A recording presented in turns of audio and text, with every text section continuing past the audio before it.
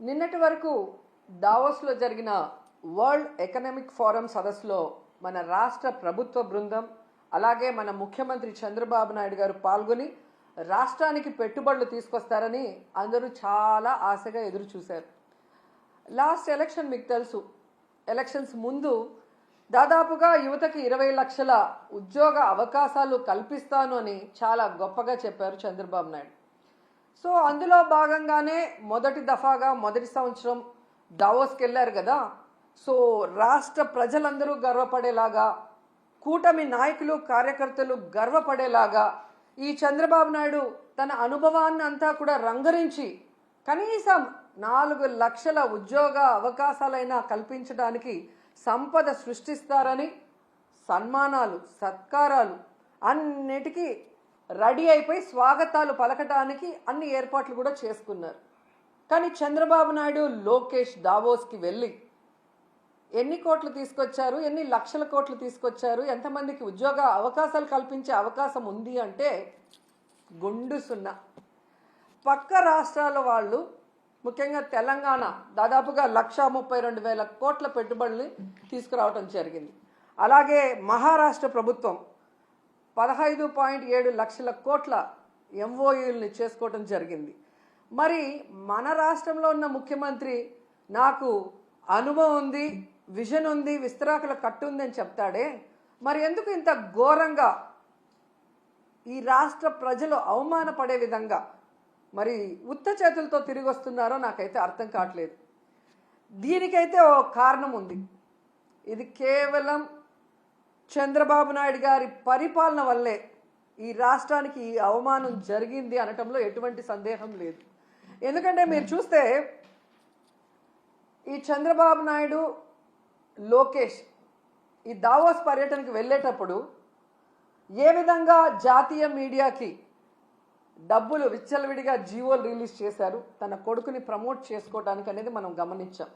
ముఖ్యంగా పవన్ కళ్యాణ్ లాంటి deputy CM తన వల్లే ఈరోజు చంద్రబాబు నాయుడు ముఖ్యమంత్రిగా ఉన్నాడు, ఆయన ఇంకా ఉండాలి అనుకుంటున్నాడు పవన్ కళ్యాణ్. కానీ పవన్ కళ్యాణ్ని కూడా దావోస్కి తీసుకువెళ్ళలేదు అంటే తన కొడుకుని ప్రమోట్ చేసుకోవడానికి పవన్ కళ్యాణ్ అడ్డొస్తాడని ఇక్కడే వదిలేసి, దానికి అవసరమైన మంత్రులను కూడా ఇక్కడే వదిలేసి తండ్రి కొడుకులు ఇద్దరు అక్కడికి పోవటం మనం గమనించాం. అంటే వీళ్ళు ఈ యొక్క దావోస్కి వెళ్ళి పెట్టుబడులు తేలేకపోవడానికి కారణం ఏంటంటే ఈరోజు అందరి మధ్యలో ఒకటే, ఈ లోకేష్ రెడ్ బుక్ పాలనే దీనికి కారణమని. ఎందుకంటే మీరు చూస్తే ఈ రాష్ట్రంలో ఎవరైనా పెట్టుబడులు పెట్టాలి అంటే ఒక ఇన్సిడెంట్ గుర్తొస్తుంది. ముంబై నుంచి ఒక జూనియర్ ఆర్టిస్ట్ని తీసుకొచ్చి ఏ విధంగా ఆవిడతో తప్పుడు కేసులు పెట్టించి జిందాల్ లాంటి పారిశ్రామికవేత్తల్ని బెదిరించి బ్లాక్మెయిల్ చేశారు. మరి ఈ విధంగా పారిశ్రామికవేత్తల్ని బెదిరించి బ్లాక్మెయిల్ చేస్తే ఈ రాష్ట్రంలో ఎవరైనా పెట్టుబడులు పెట్టడానికి వస్తారా అని నేను అడుగుతున్నా. అలాగే ఐపీఎస్ అధికారులు సీనియర్ మోస్ట్ ఆంజనేయులు గారు, సంజయ్ గారు, ఠానా గారు, విశాల్ గున్ని లాంటి ఐపీఎస్ ఆఫీసర్ల మీద కూడా కక్ష సాధింపుగా కేసులు పెట్టి వేధిస్తే ఈ రాష్ట్రంలో ఎవరైనా పెట్టుబడులు పెట్టడానికి వస్తారా నేను అడుగుతున్నాను.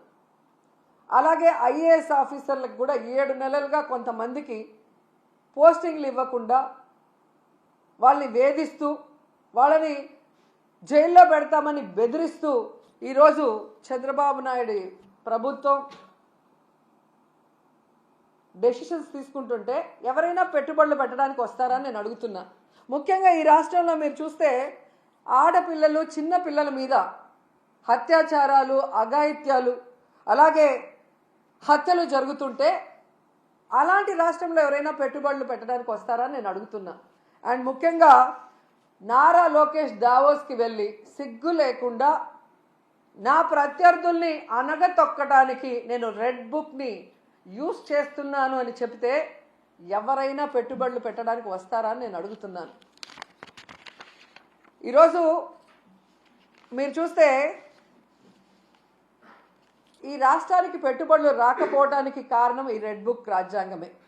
ఎందుకంటే ఎవరైనా పెట్టుబడులు పెట్టాలి అంటే ఆ రాష్ట్రంలో లా అండ్ ఆర్డర్ కరెక్ట్గా ఉండాలి, పారదర్శకమైన పరిపాలన ఉండాలి.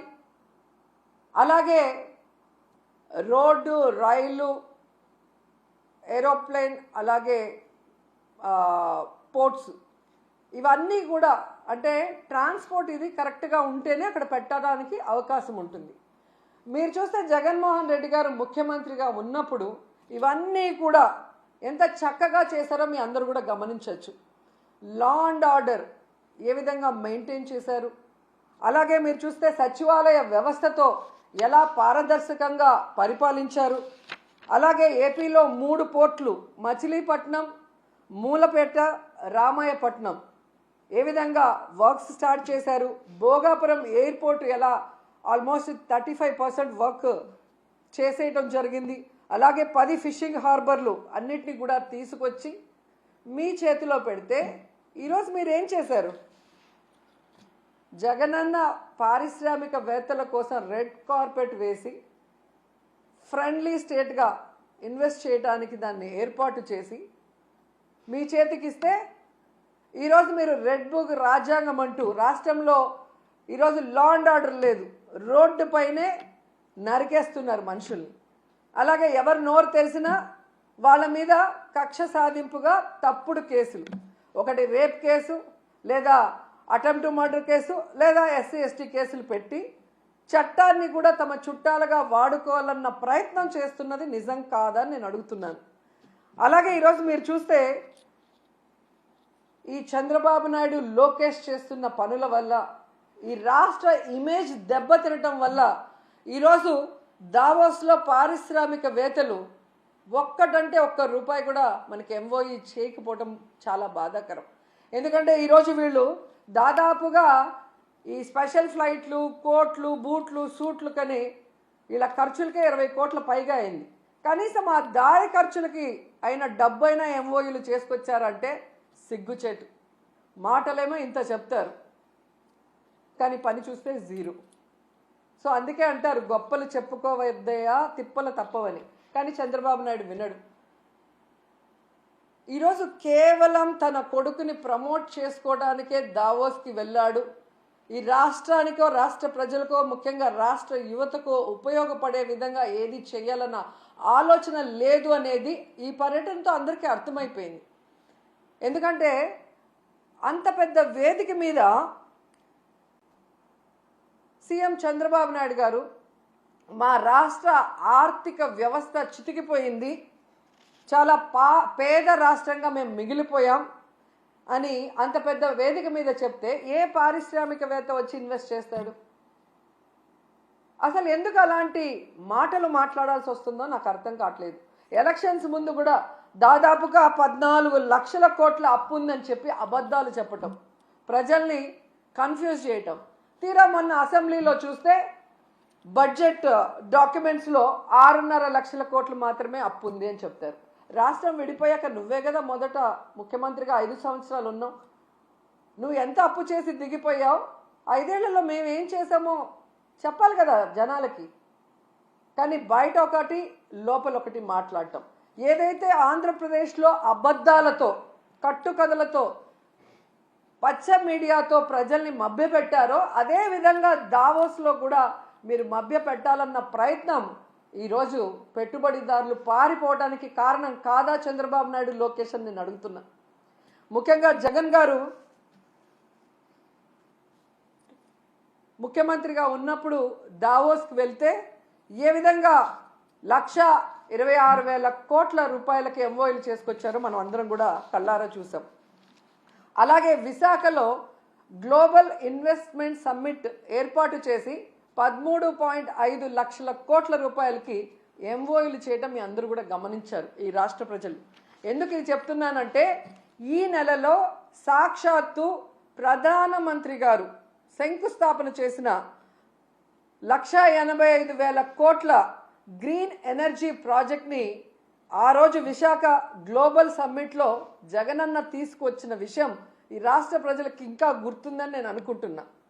అలాగే ప్రధానమంత్రి గారు శంకుస్థాపన చేసిన బల్క్ డ్రగ్ ప్రాజెక్ట్ కూడా జగనన్న ముఖ్యమంత్రిగా ఉన్నప్పుడు ఇతర రాష్ట్రాలతో పోటీ పడి తీసుకొచ్చింది. దానికి భూమిని కూడా జగనన్నే తన హయాంలో కేటాయించింది నిజం కాదా అని అడుగుతున్నా.